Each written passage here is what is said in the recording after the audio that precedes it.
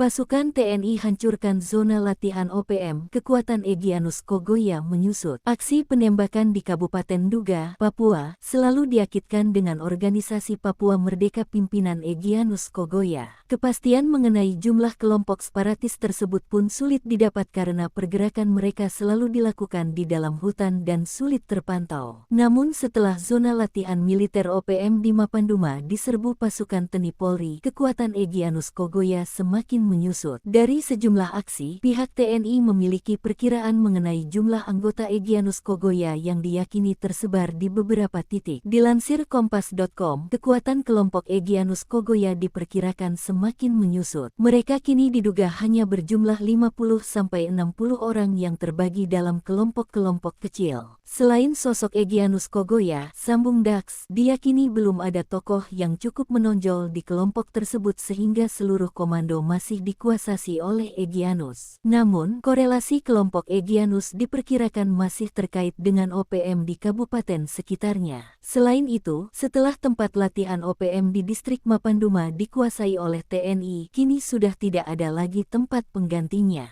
Panglima TNI Jenderal Agus Subianto angkat bicara soal pihaknya yang kini menyebut kelompok bersenjata di Papua dengan nama Organisasi Papua Merdeka atau OPM. Jenderal Agus menegaskan pihaknya mengganti istilah kelompok tersebut lantaran tidak boleh ada negara di dalam suatu negara.